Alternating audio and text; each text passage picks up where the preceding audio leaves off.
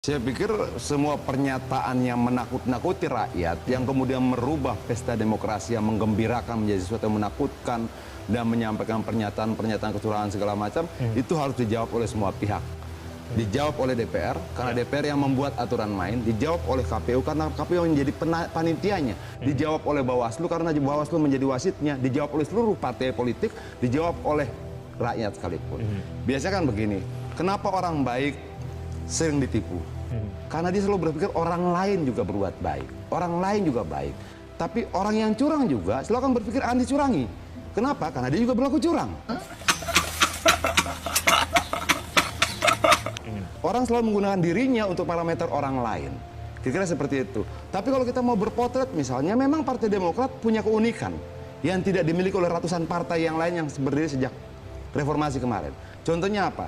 Dia berdiri 2001, terdaftar 2003, menang Pilpres 2004.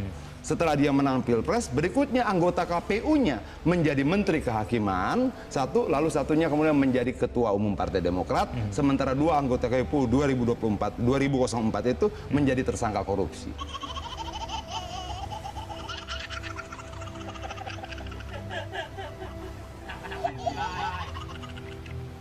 Nah, ini kan problem. Kita belum bicara lagi yang lain. Tapi menurut saya begini loh. Yang dituduh itu siapa? Semuanya dituduh. Semuanya dituduh. DPR yang membuat presiden threshold menjadi tersangka pertama. Ya. Kemudian KPU menjadi tersangka kedua karena dia panitianya. Dia menyusun struktur KPU pusat, provinsi, sehingga kabupaten, sehingga TPS dan sebagainya. Kemudian Bawaslu yang menjadi wasit dari pemilu juga menjadi tersangka ketiga. Kemudian yang menjadi tersangka keempat adalah partai politik sebagai peserta pemilu. Ya. Dan yang menjadi tersangka kelima mungkin SBY sedang menuduh dirinya memotret.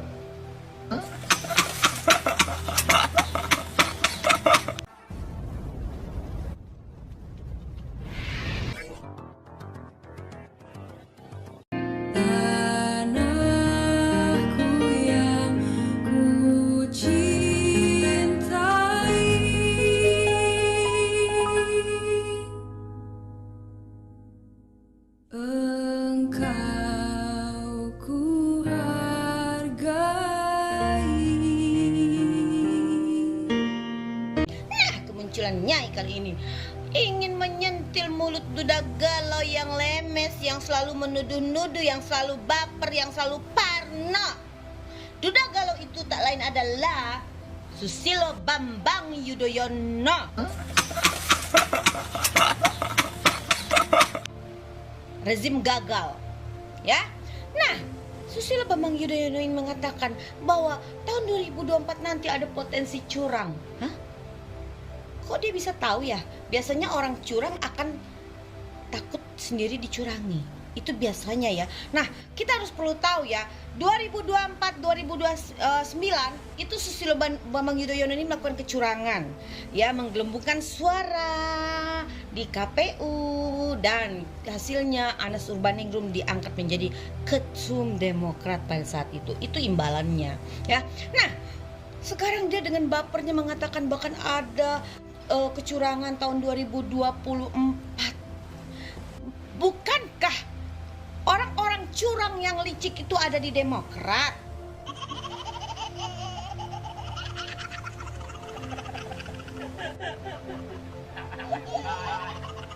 Hah? Bukankah otak-otak curang itu ada di dalam diri Susilo Bambang Yudhoyono sendiri?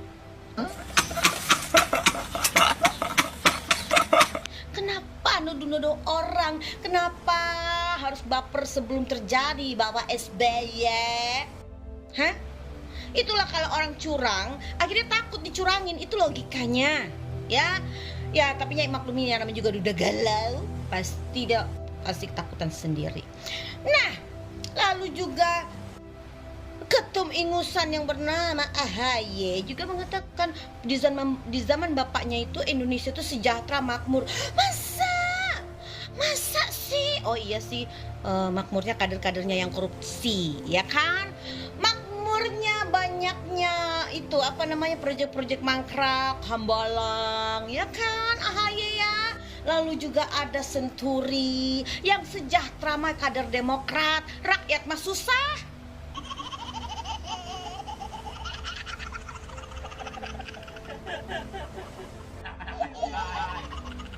Ya, yang objektif dong AHY. Kalau kau mau jadi pemimpin, berpikirlah secara objektif. Jangan kau hanya melihat sosok bapak kau. Karena bapak kau tuh bukan satu-satunya presiden di Indonesia. Banyak presiden-presiden sebelumnya. Zaman Soekarno ada, zaman Soeharto juga baik. Ada Bu Mega, ada Gus Dur, ada Habibie, dan ada Jokowi, juga ada bapak kau. Jangan yang kau bangga-banggakan cuma bapak kau.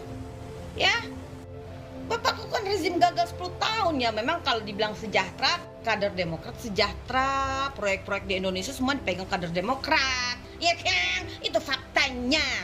Ya, nah lalu sekarang katanya dia digandang-gandangkan mau jadi wakil presiden. Hah? Jadi ketum partai aja dia itu hasil dari turunan bapaknya. Ya, nggak ada aura-aura kepemimpinan di dalam tubuhnya si AHY ini, nggak ada auranya. Ya, jadi RT aja dia pasti gagal, apalagi jadi wakil presiden. Kan? Gitu loh. Jadi kita tuh berpikir secara logika, ya, secara logika. Sekarang dia merapat kepada Anies Baswedan. Nggak apa-apa deh, mereka mau berbuat seperti apa terserah. Tapi hasil penerawangan Nyai Dewi Tanjung 2024 itu, menjelang itu akan terjadi banyak bencana alam. Ya, banyak terjadi bencana alam, gempa, tanah longsor, banjir bandang. Itu yang Nyai rasakan. Ya, dan 2024 itu memang keras, ya.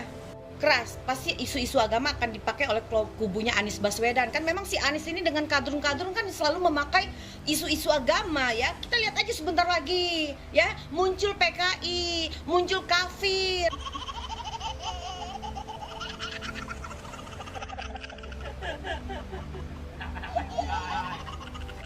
Ya, haram-harim tuh muncul nanti tahun 2024.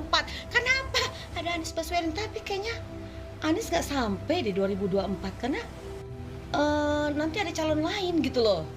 Kayaknya bukan Anies Baswedan gitu. Walaupun sekarang udah digadang-gadang Anies Baswedan untuk jadi capres, tapi dia nggak sampai gitu loh. Nanti ada terjadi sesuatu dengan Anies Baswedan ya. Yang waras tidak boleh mengalah terhadap mereka para pencoleng-pencoleng agama yang menjadikan agama sebagai alat politik.